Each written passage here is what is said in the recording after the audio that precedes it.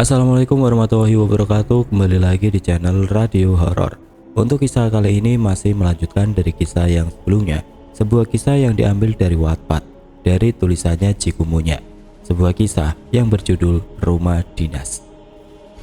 Dan sebelum kita lanjut ke ceritanya, tekan dulu tombol like video ini dan jangan lupa tekan juga tombol subscribe channel ini dan nyalakan juga lonceng notifikasinya agar tidak ketinggalan cerita-cerita lainnya dari channel ini. Dan buat teman-teman yang pengen membaca langsung ceritanya, nanti silahkan saja kunjungi linknya yang nanti akan saya sertakan di kolom deskripsi. Dan seperti apa untuk kelanjutan kisah ini? Langsung saja kita masuk ke ceritanya. Sabta memandangi Diana yang tengah terlelap. Di samping Diana terdapat gelas kosong yang tadinya berisi teh panas. Dari Diana, pandangan Septa beralih pada Dina. Wanita itu melamun sembari menautkan kuku ke tangan, seperti tengah gelisah, hingga membuat banyak goresan di kulitnya. Tidak usah khawatir, setelah infusnya habis, temanmu sudah bisa dibawa ke kota. Kalau mau, bisa saya panggilkan Bowo untuk mengantar. Ucap Septa sembari meraih tangan Dina untuk disekap. Dina membiarkan tangannya diobati. Sesekali Dina meringis saat alkohol menyentuh kulitnya hingga menimbulkan rasa perih. Pasti orang yang Bapak suruh tidak akan mau jika tahu siapa yang hendak dia antar, jawab Dina tersenyum kecut. Percayalah, orang yang saya bawa bukanlah orang yang diharapkan kehadirannya. Jujur saya sama sekali tidak paham dengan apa yang kamu ucapkan. Tapi saya kenal dengan Bowo. Dia pasti mau bantu. Septa mencoba meyakinkan Dina. Kalau Bapak nggak percaya, silakan dicoba. Sungguh saya akan sangat terbantu jika seseorang itu mau menolong. Tapi saya juga tidak berharap banyak, ucap Dina, kembali memandang Diana yang tengah terbaring. Dalam 4 jam, teman kamu sudah bisa diantar pulang. Saya juga akan kembali secepatnya, sembari membawa tumpangan, ucap Septa sebelum keluar dari dalam rumah. Keadaan di luar rumah terlihat hening. Terlihat Mira berjalan gontai, memutuskan untuk masuk ke dalam rumah. Namun saat berpapasan dengan Septa, Mira menghentikan langkahnya, lalu menatap Septa dengan mata berkaca-kaca. Aku benci rumah ini, Mas. Aku juga benci semua warga di sini, ucap Mira sebelum kembali masuk ke dalam rumah. Septa yang kebingungan mencoba menghentikan Mira. Namun dengan kasar Mira menampik tangan Septa, mengisyaratkan bahwa dirinya benar-benar tidak ingin diganggu. Pandangan Septa beralih pada Doho. Sedang Doho hanya tersenyum, seakan tidak terbebani dengan keadaan Mira yang tengah marah. Sebenarnya banyak yang ingin Septa tanyakan, namun diurungkan niat itu dan bergegas pergi ke rumah Bowo. Septa berjalan cepat, melewati jalan yang di samping kanan dan kiri ditumbuhi pohon kopi. Tidak ada penerangan. Hanya sinar bulan purnama yang membantunya melihat jalan berbatu. Bunyi benturan rantai membuat Septa berhenti. Hembusan angin yang melewati lehernya membuatnya merinding. Suara erangan terdengar tepat di telinga Septa, membuat Septa spontan berbalik. Namun tidak ada siapapun. Sepi dan hening yang membaur membuat degup jantung Septa terdengar nyaring. Karena tidak ada siapapun, Septa akhirnya memutuskan untuk kembali melanjutkan perjalanan. Tapi baru juga Septa membalikkan badannya, pemandangan yang berbeda di depannya membuat Septa terbelalak ngeri. Erangan itu semakin nyaring. Bedanya bukan hanya suara yang keluar, kini sosoknya pun terlihat jelas. Sosok berjubah hitam dengan wajah rusak semerah darah berada di tengah jalan dengan posisi kayang, memperlihatkan kengerian yang teramat sangat.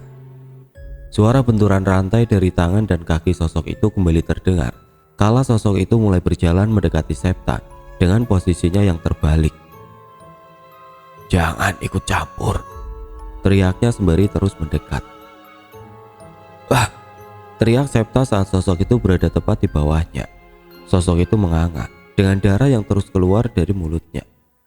Kena, ucap sosok itu setelah berhasil memegang kaki Septa. Bulan purnama membuat penerangan tidak terlalu dibutuhkan. Dharma menyulut rokok, menghisapnya dalam-dalam, lalu menghembuskan asap itu berbarengan dengan beban yang menggumpal di hatinya. Dok, kembali lagi membawa sesuatu dari rawa telu. Semakin hari keadaan malas makin runyam. Bagaimana kalau dokter sampai tahu? Apa bakal dibuat seperti Wirang? Tanya Dharma pada Dadang yang tengah duduk bersila. Kalau memang dokter itu tahu, dia tidak bisa lepas dari desa ini. Kalau memang harus mati, matinya pun harus di desa ini. Rahasia tidak boleh sampai tersebar, jawab Dharma dengan tegas. Dadang mengangguk ringan sembari memegangi janggutnya. Kejadian lagi akhirnya. Padahal dokter itu harusnya lama di sini. Kalau saja dia tidak tahu apa-apa, ucap Dadang. Suruh warga ke batas desa untuk berjaga-jaga. Menutup pembicaraan suram malam itu, Bowo tidak mengalihkan pandangannya dari jendela. Dilihatnya jalan setapak yang sepi. Hatinya gelisah memikirkan kedatangan Doho bersama dua orang yang dirinya bawa. Bowo sudah tahu rumah siapa yang akan Doho tuju. Melihat keadaan anak perjanjian yang lunglai itu, dan benar saja yang Bowo takutkan terbukti. Septa tengah berlari menuju rumahnya dengan raut wajah ketakutan. Septa menarik nafasnya panjang, mengembuskannya dengan kesal. Sebelum dengan cepat Septa menggedor pintu Bowo hingga menimbulkan bunyi gaduh. Pulanglah bang, saya nggak akan bisa bantu, ucap Bowo dari balik pintu. Wok, buka dulu Wok, setan itu baru saja ngejar aku. Abang terlalu ikut campur, harusnya Bang Septa nggak bantu mereka, teriak Bowo dari dalam rumah. Karena gedoran Septa yang semakin kencang, Septa menggedor pintu dengan sangat keras. Sebelum akhirnya berhenti, ditatapnya pintu itu dengan raut wajah putus asa. Pantas istriku benci dengan warga desa sini. Semua warganya gak punya hati, ucap Septa putus asa. Padahal sudah sekuat tenaga dia menghalau rasa takutnya untuk bisa sampai ke depan pintu Bowo. Namun seperti yang dikatakan Dina, tidak ada bantuan untuk mereka. Semua orang enggan menolong. Maksudnya bang, benci, gak punya hati. Memang apa yang Mbak Mira tahu? Tanya Bowo memekakan telinga. Entahlah, setelah menemui lelaki tua itu, banyak kebencian terpancar dari matanya, ucap Septa sebelum melangkahkan kakinya menjauhi rumah Bowo. Sial, runtuk Bowo dengan intonasi rendah, nyaris berbisik. Namun suara itu tetap saja terdengar oleh Mbok Sinem. Keterlaluan. Dia mengatakan hal yang semestinya nggak diketahui Pak Dokter. Kalau begini, semua dalam bahaya. Bisa-bisa kejadian Wirang terulang lagi, ucap Mbok Sinem sembari mengurut kepalanya yang pening. Kalau sudah begini, Pak Dokter harus disingkirkan, tanya Bowo dengan mata berkaca-kaca. Dharma gak akan tinggal diam, jawab Mbok Sinem lemah. Bu, panggil Bowo pelan. Ya, aku restui kalau memang kamu mau menolong Pak Dokter, ucap Mbok Sinem dengan suara serak. Dari mata Bowo, Mbok Sinem tahu apa yang diinginkan anak lelakinya. Tanpa menunggu lama, Bowo membuka pintu lebar-lebar, lalu berlari mengejar Septa. Sepasang mata nyalang menatap langkah kaki Bowo yang tengah mengejar Septa. Senyum kecut menghiasi wajah Dadang. Apa yang Dadang lihat membuatnya menggelengkan kepala. Dadang mengangkat tangannya, mengarahkannya pada semak belukar, sembari meletakkan jari telunjuk pada bibirnya, membuat warga lain bergegas masuk ke semak tanpa menimbulkan suara. Sedangkan Dadang berjalan pelan menuju rumah Mbok Sinem. Tok tok tok. Ketukan pintu membuat Mbok Sinem bangun dari duduknya. Mbok Sinem sudah tahu siapa yang tengah berada di depan pintu. Masuk, ucap Mbok Sinem dengan wajah datar. Dadang masuk ke dalam rumah lalu mendudukkan tubuhnya di kursi. Buatkan kopi, hari ini akan menjadi hari yang panjang. Mbok Sinem tidak menolak. Segera dikerjakan apa yang Dadang minta. Sembari membuat kopi, Dadang membuka obrolan. Rasanya baru 5 tahun silam kita membuat dosa, membuat dokter kandungan menjadi kambing hitam atas dosa yang kita buat. Tentu kita hanya menjalankan tugas dari si bejat Dharma, adikku, ucap Dadang sembari menyesap dalam merokok kretek yang masih bertengger di tangannya. Mbok Sinem tidak mengucapkan sepatah kata pun. Dirinya hanya mendengarkan sembari mengaduk kopi dalam diam. Aku menyayangkan si Mega, wanita cantik, rupawan, yang akhirnya gila karena dia harus aborsi berkali-kali. Kalimat terakhir membuat Mbok Sinem mengepalkan kedua tangannya. Bukannya itu karena adikmu. Bukankah kalian yang memonopoli alur cerita yang seharusnya membenarkan si Mega? Kalian bunuh dokter kandungan, seakan-akan dia dokter tukang aborsi saat rahasia kalian akan terbongkar. Dengan bejatnya kalian pukuli perempuan tidak bersalah, lalu kalian bakar hidup-hidup. Tidak cukup sampai di situ, kalian libatkan Doho untuk menciptakan si Wireng agar arwah pendendamnya tidak menghantui warga desa. Mbok Sinem menarik nafas dalam-dalam. Lalu setelah adikmu membuat Mega hamil berkali-kali dan menyuruhnya aborsi berkali-kali juga, setengah gila, kalian mengarang cerita seakan-akan dia wanita murahan, perempuan yang tega sampai membunuh anaknya sendiri. Kalian biarkan dia berkeliaran di jalan sembari mencari anaknya yang hilang. Dan sekarang, dia bawa dendam yang berkali-kali lipat besarnya. Bahkan dia menggunakan dirinya untuk ditukar. Menurutmu, kau masih aman? Menyebat rokok, menengguk kopi, kau kira kau aman? Teriak Mbok Sinem. Suara pecahan gelas membuat rumah kembali sunyi. Kamu kira saya bodoh? Sudah saya pikirkan semua hal yang akan membuat desa tetap aman. Terus kamu kira kamu gak ikut andil? Kamu kira siapa yang diam selama ini? Siapa yang diam saja waktu Mega diaborsi? Siapa yang diam saja waktu dokter dipaksa untuk melakukan aborsi ke Mega? Kamu, aku, warga, diam. Itu juga dosa, Mbak, ucap Dadang. Aku juga ndak bisa mastiin si Bowo aman kalau dia tetap nekat nolongin dokter itu. Imbu Dadang sembari berjalan menuju pintu. Berani kamu menyentuh anak saya buat sengsara hidup kamu, ucap Mbok Sinem membuat langkah Dadang terhenti. Kalau sudah kayak gini, kamu kira ada yang saya takuti, ucap Dadang kembali berjalan setelah membanting pintu. Membuat Mbok Sinem terduduk, memegangi wajahnya sembari menangis sesegukan. Mbok Sinem menatap pantulan dirinya di cermin setelah melepas kepergian Dadang. 5 tahun sudah dirinya membenci cermin. Lebih dari itu, dirinya menatap sinis pada pantulan cermin. Bukan pada bayangan dirinya, namun pada sosok hitam yang tengah menatapnya dengan sorot mata dingin. Kita hanya sejauh lapisan cermin. Mau diikat di hutan manapun, aku punya celah mengunjungimu. Kenangan itu mengendap di kepalamu, tapi membeku di hatimu, hingga tidak bisa kau utarakan. Bayi yang darahnya dipaksa tumpah itu, kau juga ambil bagian, ucap sosok hitam itu kembali menatap kaca. Lambat laun pantulan sosok hitam dengan wajah rusak mulai memudar. Wajahnya berangsur pulih hingga menampilkan paras ayu. Bolehkah kita lupa, Mbok? Nyatanya bayi-bayi itu menuntut kebenaran. Semua darah yang tumpah menuntut balasan yang setimpal.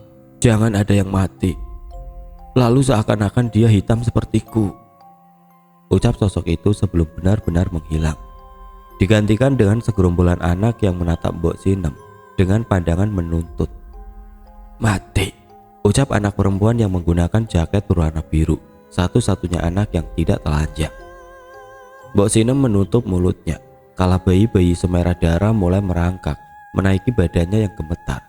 Bayi itu terus naik lalu berucap, ingat.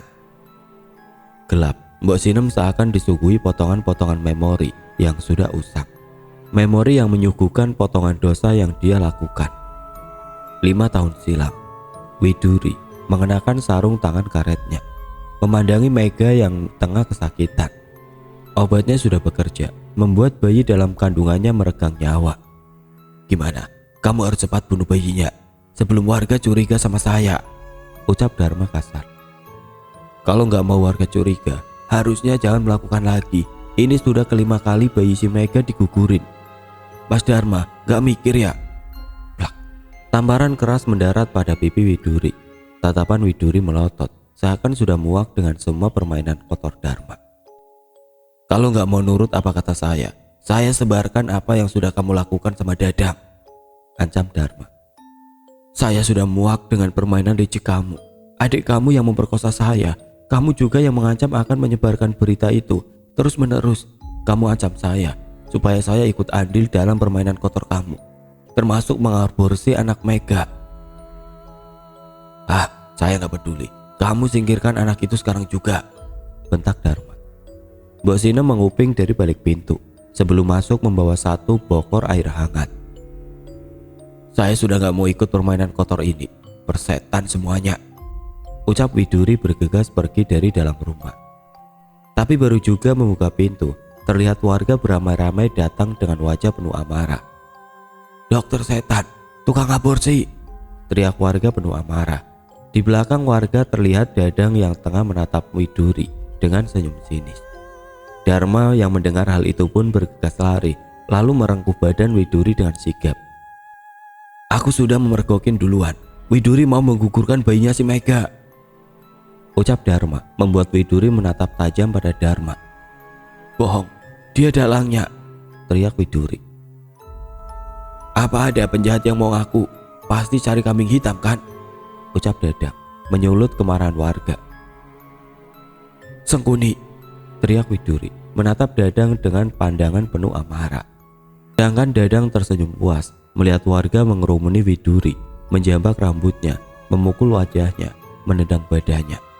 Namun dari kejauhan ada sosok yang hanya mematung, menatap tanpa bereaksi, seakan ikut menikmati rintihan Widuri. Sosok itu Mbok Sinem, kunci dari segala rahasia besar desa Rantruk. Suara erangan membuat Mbok Sinem bergegas masuk.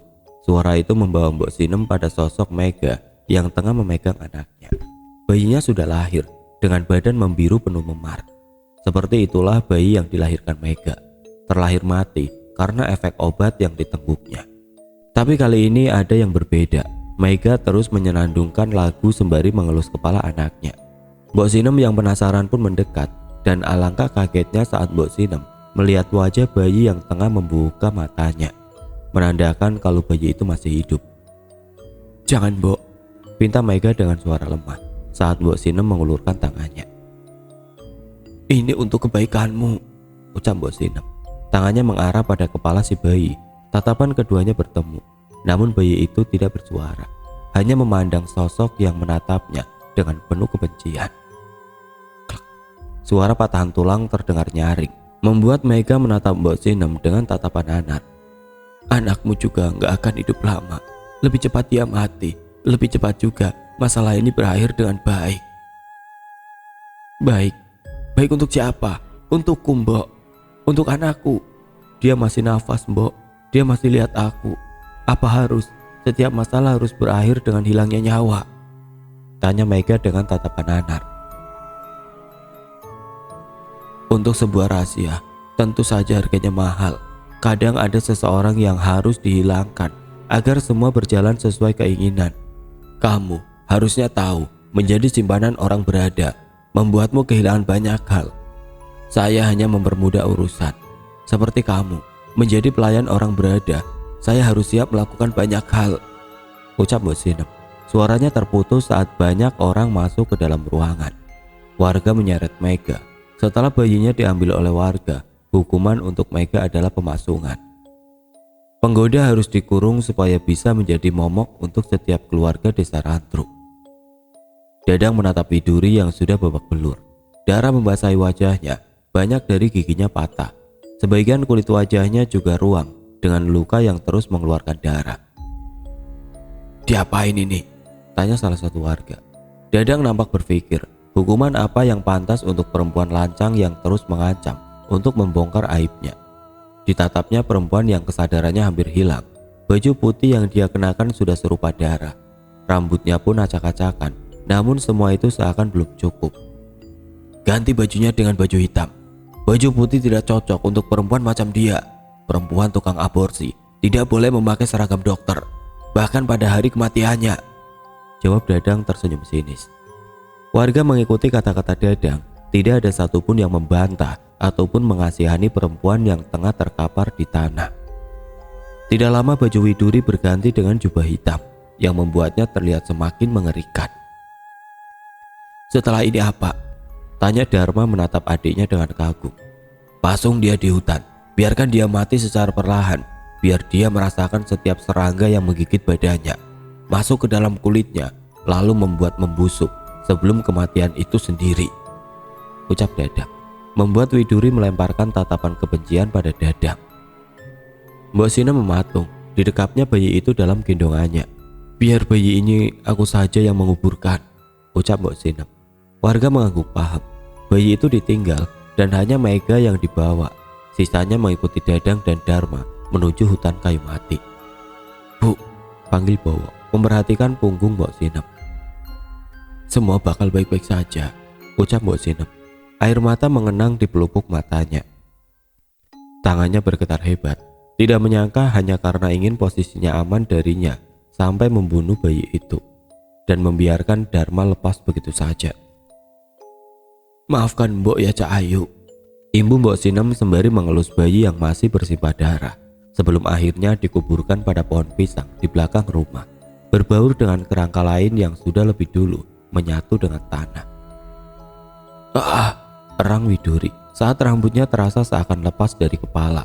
Namun bukan Dadang jika mendengarkan kesakitan seseorang. Dadang terus menyeret Widuri, membuat wajahnya terus menghantam kerikil-kerikil tajam di sepanjang jalan. Aku sudah bilang kan, tapi siapa yang tidak mau dengar? Tanya Dadang setengah berbisik. Aku tandai kamu, Dang, teriak Widuri dengan suara serak. Tandai sesukamu, ucap Dadang menyerengai puas. Sungguh rasanya orang buta pun tahu dia tengah berbahagia. Warga menghentikan langkahnya. Tepat di depan hutan kayu mati. Hutan itu nampak mengerikan, terlebih saat malam hari seperti ini.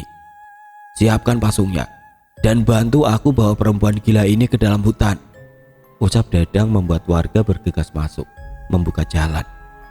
Widuri meringis ketika kulitnya yang koyak terkena rumput ilalang yang tajam. Kepalanya pusing, rasanya begitu berat bahkan untuk sekedar membuka mata. Sampai akhirnya semua benar-benar gelap. Kelabang merayap menyusuri kulitnya, sesuatu menggigit kulitnya yang sudah koyak. Widuri membuka kelopak matanya yang masih berat. Gelap, kata itulah yang pertama kali dirinya rasakan saat matanya sudah benar-benar terbuka. Kesunyian menusuk inti jiwanya. Dirinya benar-benar ditinggalkan sendirian di dalam hutan yang begitu luas. Tangisnya pecah. Ketakutan menjalar di sekujur tubuhnya saat menyadari bahwa tubuhnya penuh dengan kelabang dan juga lalat. Rasanya begitu ngilu saat kelabang itu mencoba masuk ke dalam luka yang sudah menganga.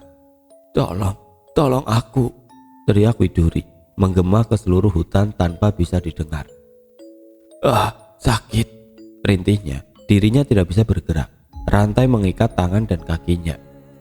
Widuri gemetar. Selain badannya yang sakit, sesuatu juga mengusik telinganya. Sesuatu yang ramai terdengar membuat Widuri semakin ketakutan. Halusinasi. Widuri menggelengkan kepalanya sampai terdengar sesuatu mendekat melewati ribunya rerumputan. Suara tawa itu terdengar nyaring, membuat Widuri memperhatikan sekitar dengan tatapan mata tajam. Tidak ada siapapun, hanya angin yang lalu lalang melewati rimbun rumput, membuat seakan-akan ada sosok yang tengah berlari dengan begitu cepatnya. Teriak Widuri lagi. Pikirannya buntu, ketakutannya tidak berujung seakan bisa membuatnya gila sekarang juga. Cukup, teriaknya lagi. Cukup, tanya sosok dari balik rumput. Kami juga bilang cukup, waktu kamu melukai kami. Sosok itu memperlihatkan wujudnya. Sosok anak kecil tanpa kulit mendekatinya. Bagaimana rasanya? Tanya anak itu, menyentuh pipi Widuri dengan tangannya yang tinggal tulang. Anak yang lain semakin mendekat, mengerubungi Widuri, membuat Widuri membeku dalam ketakutan yang luar biasa. Bagaimana rasanya menunggu kematian? Menakutkan bukan? Kami pun menjerit dalam diam saat kami dibunuh dalam kandungan ibu. Rasanya seperti dibakar hidup-hidup saat cairan itu tertelan oleh kami. Tangis Widuri menggelegar, menggema di seluruh sudut hutan. Tangisan itu begitu ngilu, hingga siapapun yang mendengar pasti tahu jika pemilik tangis itu tengah dirundung kesedihan yang teramat sangat. Maaf, ucap Widuri setelah menarik nafas dalam-dalam. Suaranya bergetar terdengar serak. Makhluk sepertiku tidak bisa membunuh manusia. Menurutmu, sudah berapa lama kami menunggu saat-saat seperti ini, memandangimu mati secara perlahan. Jadi balasan terbaik yang bisa kami beri adalah ada di saat-saat kau akan meregang nyawa, membuatmu tidak melupakan sosok sepertiku, sosok yang kau rampas hidupnya. Jadi matilah dengan luka yang teramat dalam, sampai akhirnya nanti kebenarannya terungkap. Sudah seminggu pasca meninggalnya Widuri, sudah seminggu juga warga diteror oleh penampakan tidak menyenangkan. Dadang dan juga Dharma terlihat pucat. Sudah seminggu mereka tidak bisa tidur dengan nyenyak. Kapan Doho sampai? Bisa gila aku kalau setiap malam didatangi sosok Widuri, ucap Dadang. Katanya malam ini dia datang, jawab Dharma mencoba mengambil korek. Namun belum sempat korek itu disentuh, dengan sendirinya korek itu menjauh. Mau menghilangkanku? Tanya suara yang terdengar familiar. Dadang dan Dharma beradu tatap. Hari yang sudah petang membuat kengerian terasa 2 kali lipat. Sebelum itu, ucapan itu terputus bersama korek yang menyala dengan sendirinya. Bagaimana kalau kalian aku bakar lebih dulu supaya impas? Api dari korek mulai menyebar. Dari balik api terlihat sosok hitam yang menatap Dadang dan juga Dharma dengan mata merah dan seringai dari bibir yang koyak penuh darah. Namun itu semua tidak berlangsung lama. Warga dengan cepat memadamkan api dengan Doho yang sudah lebih dulu masuk ke dalam rumah. Jangan kelewatan, ucap Doho pada sosok hitam yang menatapnya marah. Jangan ikut campur, ucap sosok itu ganas. Yang kamu mau hanya pengakuan kan? Yang kamu mau, warga tahu kalau kamu gak bersalah kan? Tanya Doho. Warga yang menguping berhamburan masuk, melihat kobaran api yang sudah mereda. Aku juga mau mereka mati, seperti yang mereka inginkan padaku dulu, teriak sosok itu menunjuk satu persatu warga. Usir dia, sosok itu bahaya, teriak Dadang. Widuri berteriak di depan Dadang.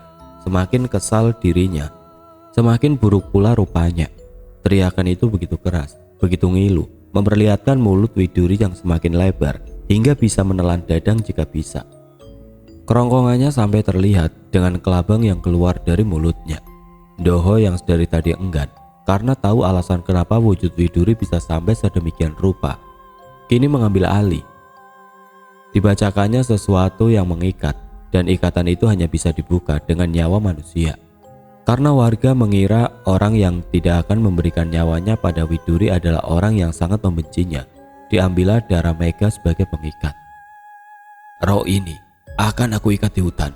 Ini bukan untukmu, tapi untuk warga. Kau tidak tahu seberapa besar dendam yang dia bawa. Jika sampai dia bangkit kembali, orang pertama yang akan dia cari adalah kalian. Dan saat itu tiba, mungkin saja aku akan membantunya sebagai penebus rasa bersalahku. Ini adalah dosa bersama, bukan berarti warga tidak ambil bagian dari darahnya.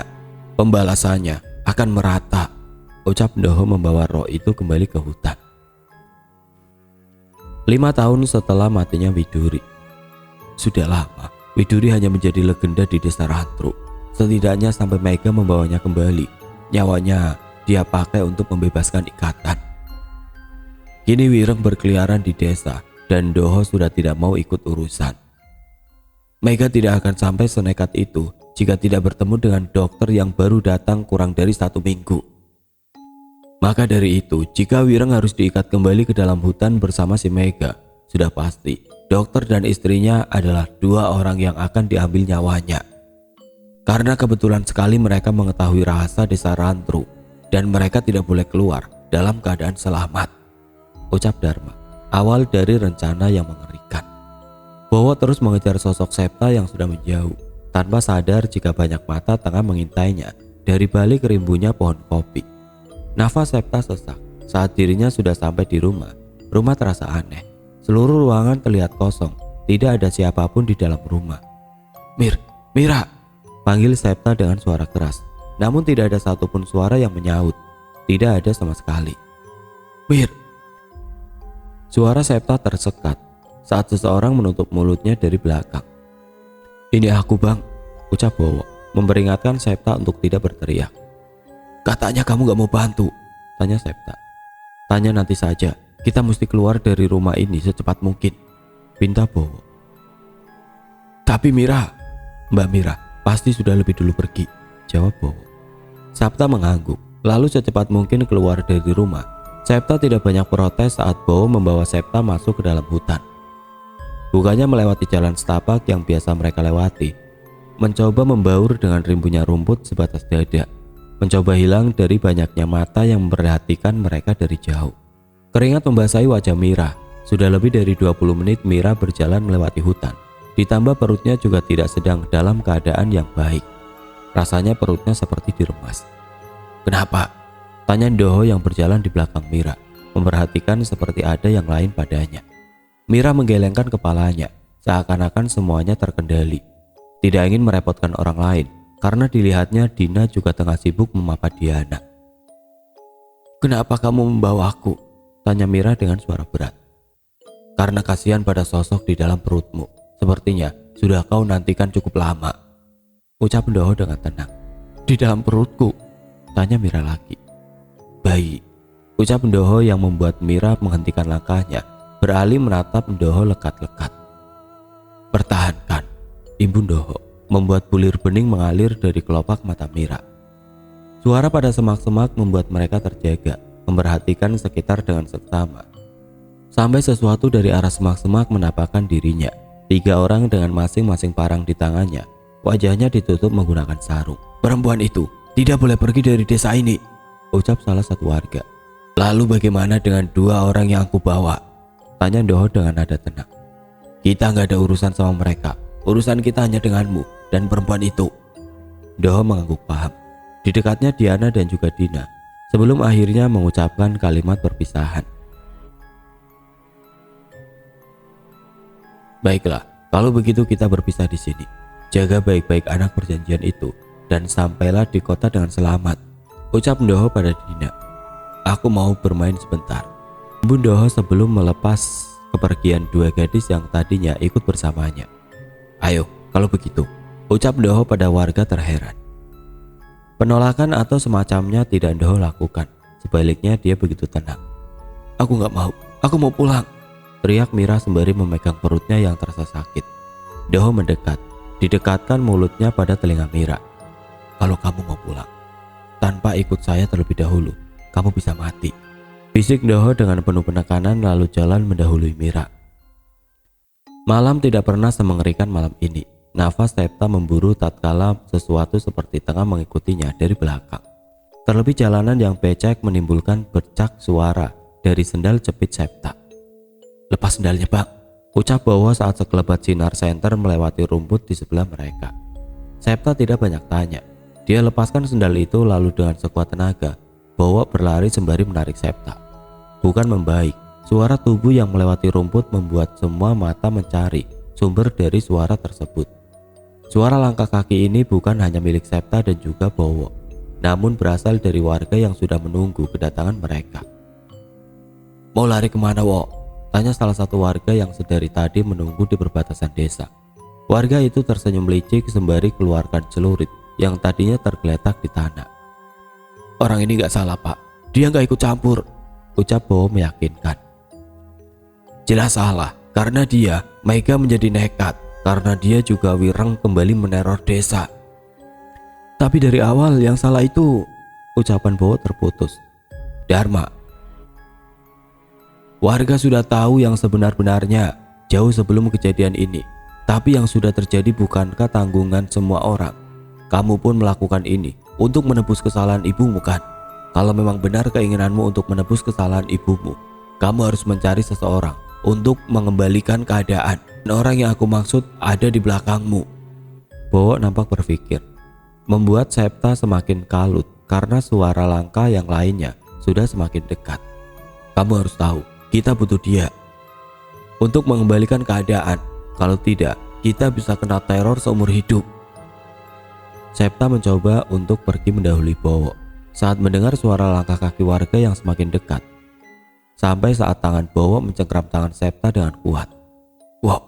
geram Septa panik melihat tatapan Bowo yang mendadak dingin padanya. Buk! Sebuah pukulan mendarat pada wajah Septa, membuat pandangannya menjadi gelap dan kehilangan kesadaran. Mira menganga saat dirinya sampai pada sebuah hamparan tanah yang lapang, namun sesak dengan banyaknya orang, seakan warga telah menantikan kedatangannya. Berbeda dengan Mira, Ndoho terlihat tenang. Begitupun saat Ndoho melihat sosok Mega dalam rimbunya rumput yang tengah melemparkan senyum sinis padanya. Doho membalas senyum tersebut dengan senyum yang sama. Begitulah senyum untuk mewakili perasaan muak kepada seluruh warga desa. Dharma datang dengan wajah yang memerah karena menahan amarah. Dengan kurang ajarnya, Dharma menarik rambut Mira dan menyeretnya ke tengah kerumunan orang. "Ah!" erang Mira saat merasakan sakit dan kaget secara bersamaan. Doho tidak bereaksi saat Mira diperlakukan sedemikian rupa. Bahkan saat Dadang menempelkan sebilah parang pada lehernya pun, Doho tidak menunjukkan rasa takutnya, membuat Dadang merasa ada sesuatu hal yang janggal. "Perbaiki keadaan ini. Kalau tidak, kamu tidak akan bisa keluar dari hutan ini dalam keadaan hidup," ancam Dadang. Aku gak habis pikir. Bukannya kalian ngerasa dejavu, seakan kejadian 5 tahun lalu terulang kembali. Kalian sudah tahu hitam putihnya, siapa yang salah dan siapa yang jadi korban, tapi malah terjebak pada situasi yang sama. Sentak Doho membuat warga terdiam. "Kamu pikir ini karena siapa? Karena dokter itu, ya kan?" tanya Dadang pada warga.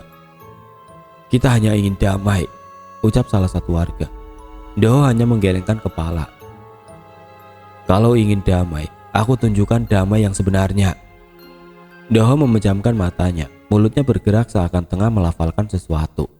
Sebuah api merambat, membakar rumput hingga membentuk sebuah lingkaran, membuat pembatas antara warga dan Doho, menyisakan Mira, Dadang, dan Dharma di dalam lingkaran. Dadang yang panik pun semakin menempelkan parang pada leher Doho, sedang Dharma yang kalut menjauh dari tubuh Mira, mencari celah untuk keluar dari kobaran api. "Jangan ngawur!" teriak Dharma saat tidak mendapati celah untuk melarikan diri. Dadang yang kesal bertindak lebih berani.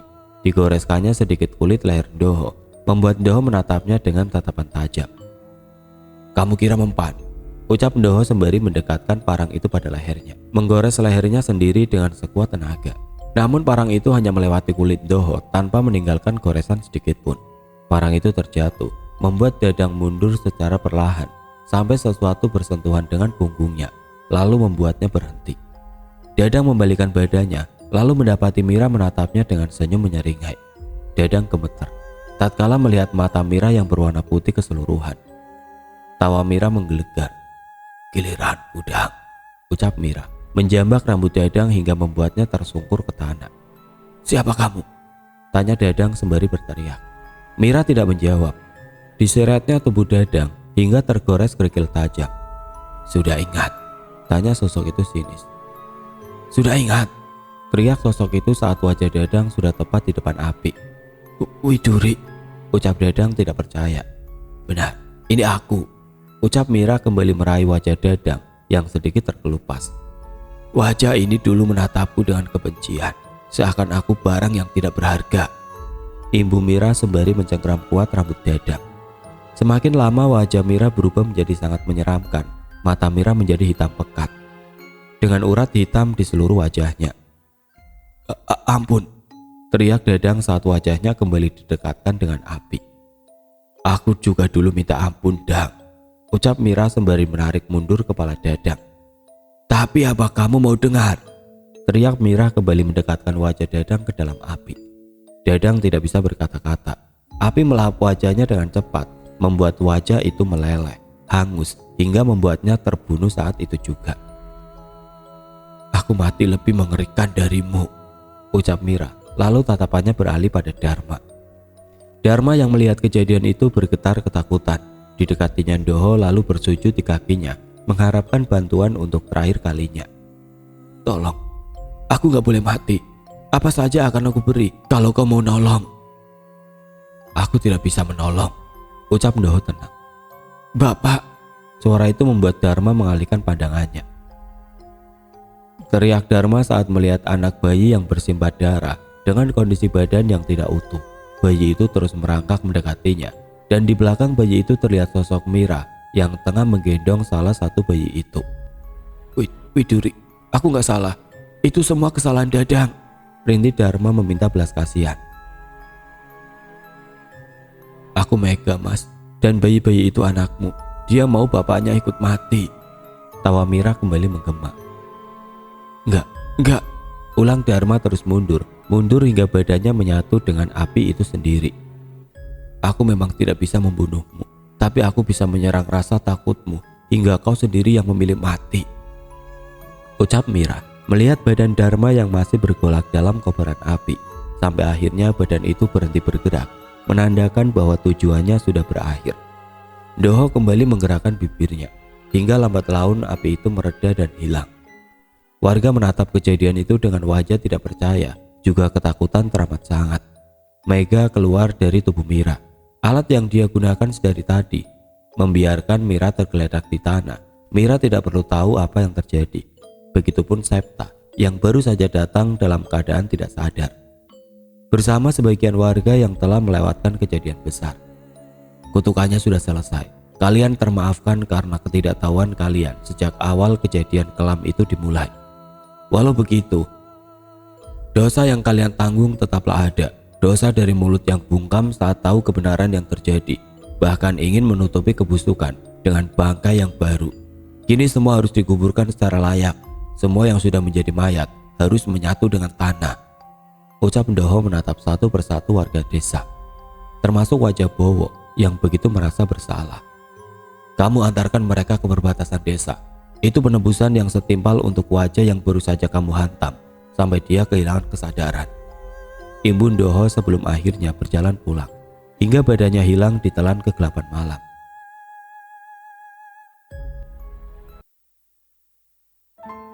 Oke teman-teman, sekian untuk kisah kali ini. Bagaimana menurut kalian tentang kisah ini? Tulis komentar kalian di kolom komentar. Dan buat teman-teman yang baru bergabung, jangan lupa untuk like, komen, share, serta subscribe channel ini. Dan nantikan kisah-kisah horor berikutnya tetap di channel Radio Horor. Wassalamualaikum warahmatullahi wabarakatuh.